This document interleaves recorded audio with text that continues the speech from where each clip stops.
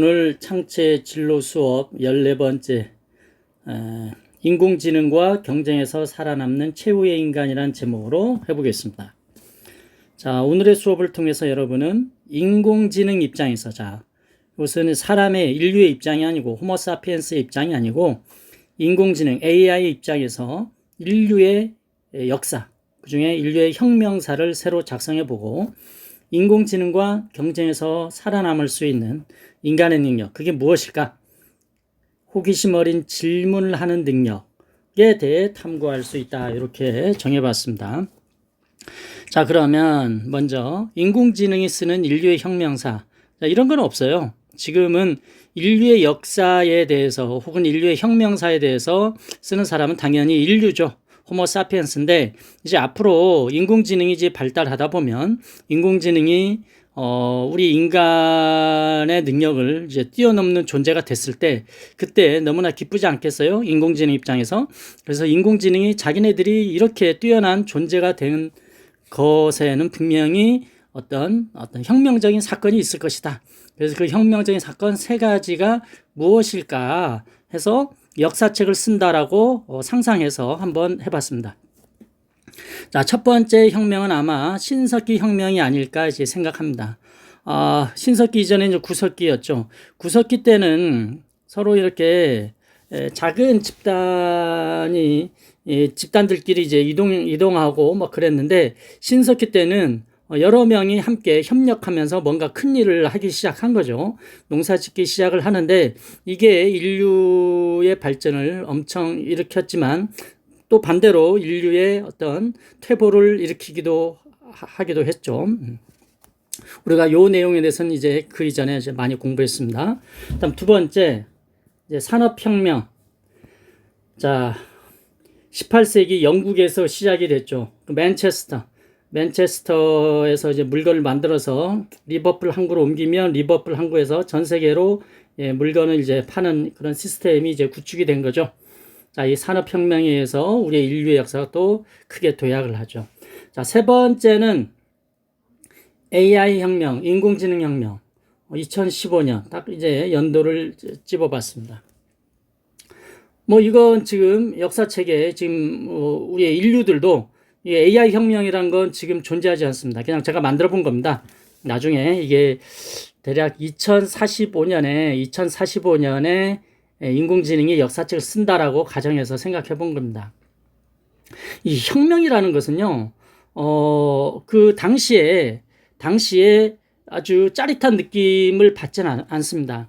1만 년 전에 이 구석기인들이 이제 신석기인이 되면서 농사를 짓기 시작했는데 삽질을 하면서, 와, 이거 나는 되게 혁명적인 사건이야. 이 사람이 기쁨에 차고 환희에 차고 그러지 않습니다. 정말 자연스럽게 흐르면서 이런 삶이 정착이 되는 것이죠. 마찬가지로 이 18세기 영국 사람들이 이 기차 타고 리버풀로 이렇게 물건을 실어 나르면서, 와, 나는 인류 역사에서 정말 혁명적인 일을 하고 있어. 그런 기쁨이나 환희에 차지 않습니다. 정말 힘들어해요. 오늘도 이거 먹고 살기 위해서 진짜 쉽지 않구나. 1만 년 전에도 마찬가지입니다. 그리고 2015년에도 여러분 생각해 보십시오. 2015년에 여러분 무슨 일을 하고 있었습니까? 뭐 학원에 다니고 있든지, 뭐 여름에 쭈쭈바 사 먹고 있었겠죠. 편의점에서 라면을 끓여 먹든지 이렇게 하고 있었을 텐데, 그게 이제 나중에 뒤돌아보니까, 와, 그 당시에 엄청난 일이 있었구나를 이제 재인식할 수가 있게 되는 거죠. 그래서 그 당시 혁명에는 그게 혁명이라는 것을 알지 못한다는 것. 자, 2015년을 왜 AI 혁명이라고 얘기하냐면, 자, 우리 전 세계 유명한 과학 그 저널이 있습니다. 네이처지가 있고 이제 사이언스지가 있어요. 사이언스. 아마 이건 네이처는 이제 영국에서 발행이 되는 거고, 사이언스지는 대서양 건너 미국에서 이제 만들어지는 거죠. 어찌됐건 양대 이 저널에 논문이 실린다는 것은 가문의 영광을 넘어서 국가의 영광이죠. 자, 2015년에 어느 한 논문이 이제 게재가 됐습니다. 바로 요 내용입니다. 보이십니까? 여기 Self-Taught AI 이렇게 돼 있는데, 이것을 확대한 게 바로 이겁니다. 자, Self-Taught AI. 스스로 이렇게 이거 수동태니까 스스로 학습하는 인공지능은 attains 성취한다. 뭘?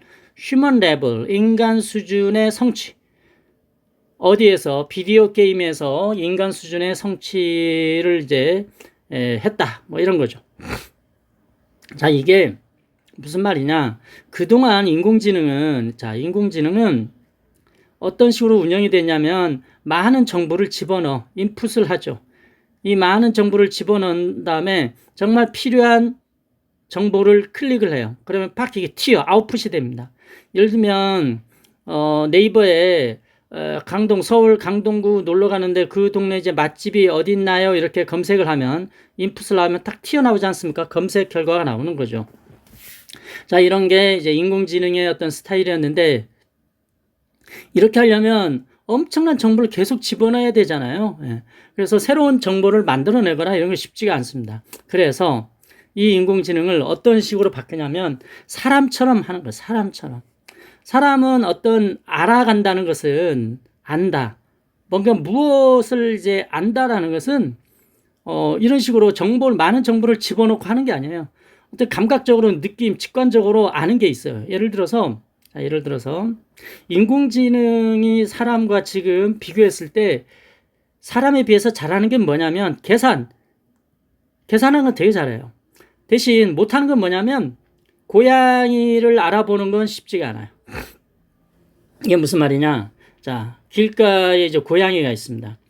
이제 엄청나게 이제 고양이 사진을 막 집어넣어 인공지능에다가. 그런 다음에 그 고양이 사진을 딱 집어넣는데 전부 앞에서 찍은 고양이 사진을 집어넣는데 옆으로 가는 옆에 고양이의 옆 사진을 딱 보여줬을 때 인공지능이 그것을 고양이로 아느냐?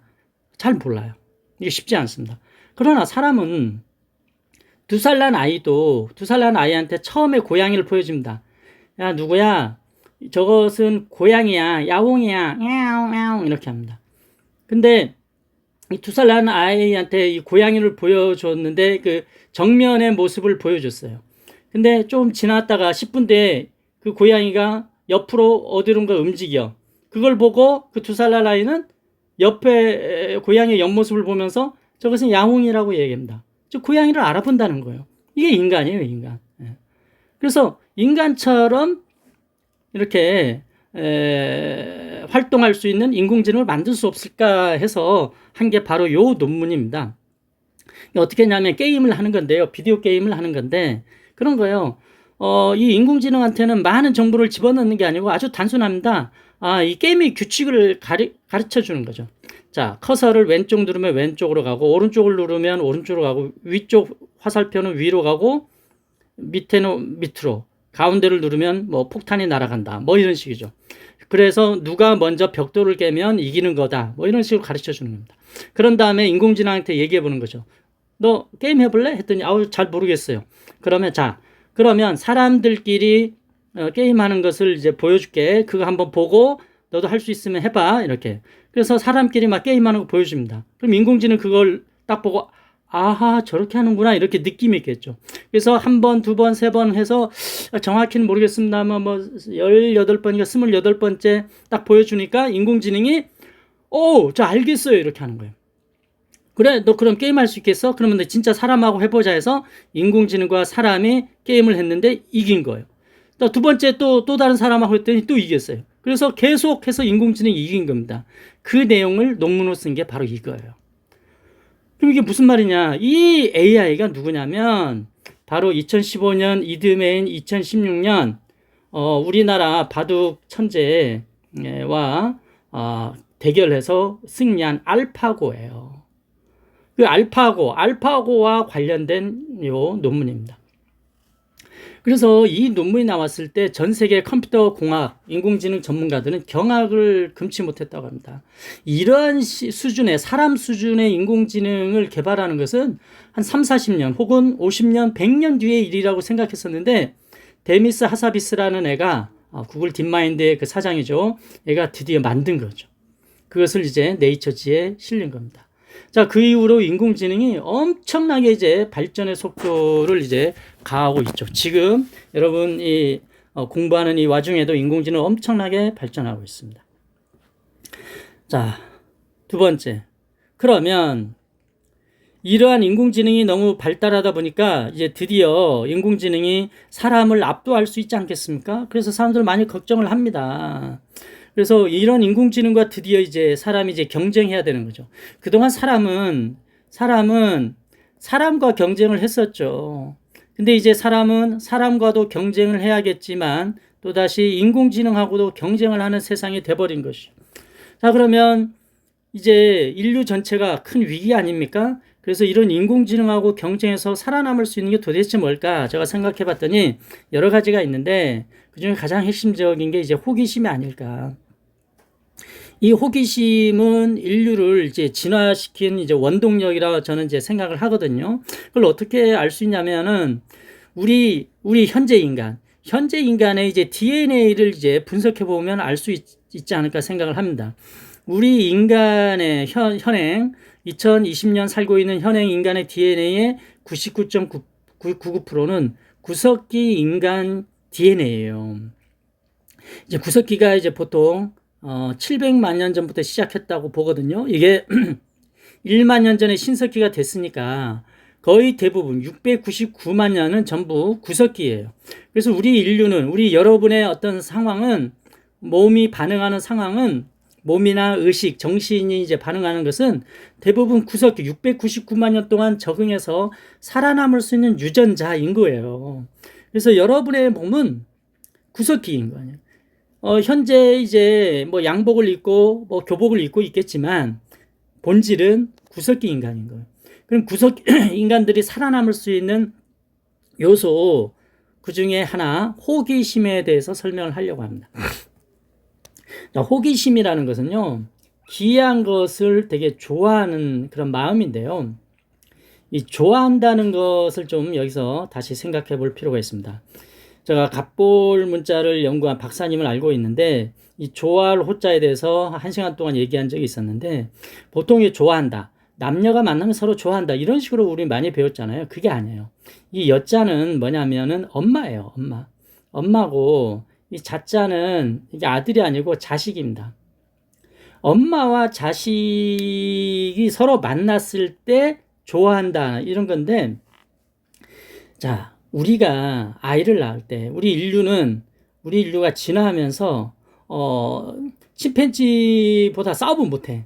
대신 우리가 침팬지하고 싸워서 이길 수 있는 능력은 뭐냐면 인류가 가진 뇌잖아요. 뇌.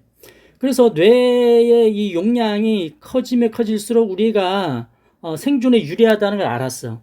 그러다 보니까 우리는 어떻게 뇌가 큰 아이를 낳는 사람이 뇌가 큰 아이들이 이제 생존에 유리해. 그렇다 보니까 뇌가 큰 애를 낳다 보니까 어떤 문제가 발생했냐면 이 자궁에서 이제 아이가 나오잖아요. 이게 너무 커갖고 못 나오는 거야. 그러면 어떻게? 엄마도 죽고 아이도 죽고 하는 거예요. 지금이야 이렇게 제왕절개 수술 이렇게 하면은 나올 수 있잖아요. 그럼 옛날에 여러분 조선시대 사극이나 뭐 이런 거 보다 보면 이렇게 출산하다가 죽는 경우가 정말 많습니다. 왜냐하면 우리 인류 진화의 이게 역사인 겁니다. 그래서 이런 어려움을 뚫고 엄마도 살고 자식도 사는 그런 경우 얼마나 기쁘겠습니까? 그래서 출산해서 엄마와 자식이 처음에 서로 껴안고 부둥킬 때 그 기쁨을 좋아할 호자라고 보는 거죠.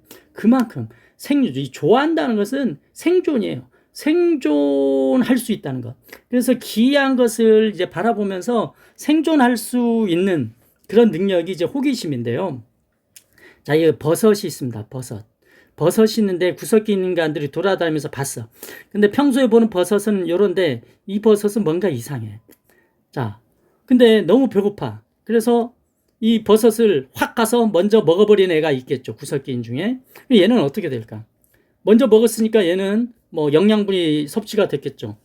근데 문제는 이런 스타일의 이제 구석기인들은 우리한테 지금 남아있지 않습니다. 왜냐하면 이 버섯 중에서도 그냥 생각 없이 막 먹어버린 애들, 이런 애들은 어느 날 100번째 먹을 때 이제 독버섯이 있으면 죽어버리는 거죠. 그래서 그 유전자는 지금 후손에게 남겨지지 않습니다. 혹은 이게 새로운 거라서 무섭다. 나 못 먹겠다. 거부하는 애들은 배고파서 죽어버리는 거죠. 그래서 그 후손들은 없습니다. 그러나 우리의 조상들은 어떻게 했느냐? 이런 것을 보고 관찰도 하고요. 이거 먹어도 될까? 안 될까? 저번 거하고 뭐에 차이점이 있을까? 공통점이 있을까? 뭐 이렇게 이런 호기심을 가진 애들만 살아남은 거예요. 그렇기 때문에 이러한 호기심이 앞으로 인공지능하고 경쟁했을 때 살아남을 수 있는 그런 핵심 중에 핵심이 아닐까 이렇게 생각해 봅니다. 그래서 당분간 인공지능 이러한 인류가 진화하는 데 도움을 줬던 이런 호기심을 얻기가 쉽지가 않을 거라 이겁니다. 자, 그래서 저는 여러분한테 제안을 합니다. 그래서 여러분은 이제 질문하는 인간의 그런 DNA를 갖고 있기 때문에 이제 여러분은 우리 인류의 포스트 뒤에 현재 뒷세대 혹은 이제 인공지능과 이제 인간이 이제 막 서로 막 섞이지 않겠습니까? 섞여서 살 텐데 그런 시대를 저는 포스트 휴먼 시대라고 합니다.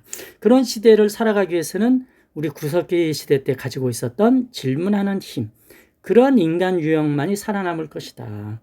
그래서 제가 여러분한테 샘플을 드립니다.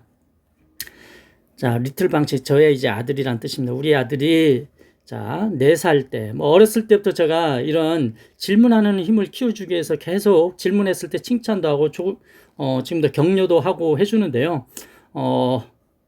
여러분도 늘 다 호기심이 있습니다.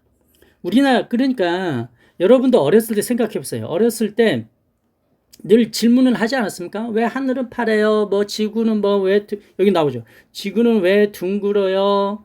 뭐 새는 왜 지저귀어요? 오리는 왜 뒤뚱거려요? 뭐 여러 가지 질문들을 합니다.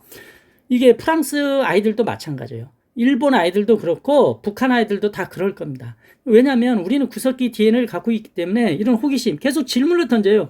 이 버섯을 먹어도 될 거냐 말 거냐 이런 질문을 늘 던집니다. 이런 질문을 던지고 그 질문에 대한 해결책을 만들어가는 과정에서 우리 인류가 이제 진화해 온 것이죠. 그렇기 때문에 여러분은 누구나 다 질문하는 능력이 있어요. 그런데 우리는 초등학교 2학년 때 드디어 이런 질문하는 능력을 이제 상실하게 되는 거죠. 학교에 가서 이제 드디어 이제 단원 평가를 보면 수학에서 점수가 76점 딱 나오면 이걸 가지고 엄마한테 이제 성적표를 들이대면서 주었을 때 이것을 즐겁게 받아들이는 엄마는 우리나라의 엄마는 없어요. 그래서 그때부터 여러분이 구몬 학습을 하기 시작했고, 그래서 심지어 이제 이런 것을 방지하기 위해서 유치원 때부터 구몬하기 시작하지 않습니까? 네. 그러면서 이제 질문하는 뭔가 또 이제 구몬하다가 질문할 수 있죠. 엄마 왜 하늘은 파래 하면 야 구몬 숙제부터 빨리 해. 이제 구몬 선생님 올 거야. 그러면서 이제 질문하는 능력들이 이제 많이 억제가 된 거죠. 그러나 그렇게 살면 여러분은 미래가 없다라고 저는 생각을 합니다. 그래서 여러분은 그런 구석기인들이 가졌던 그런 질문하는 능력은 다 있기 때문에 이런 질문들 여러분도 할 수 있다 이겁니다. 그래서 여러분도 이제 앞으로 그래서 여러분이 이제 한번 어린아이의 마음, 구석기인이 돼서 질문을 한 몇 개, 두세 개 한번 적어서 학습지에 적어서 한번 제출해 보시기 바랍니다. 그래서 이것을 끊임없이 앞으로 계속 여러분 대학교 가고 이제 직장 생활하고 이제 앞으로 인공지능하고 협력하고 경쟁하면서 살아갈 때 이러한 능력을 잘 키워서 인공지능을 잘 하기 바랍니다. 그래야 여러분이 먹고 살 수 있을 겁니다. 오늘 수업 여기까지입니다.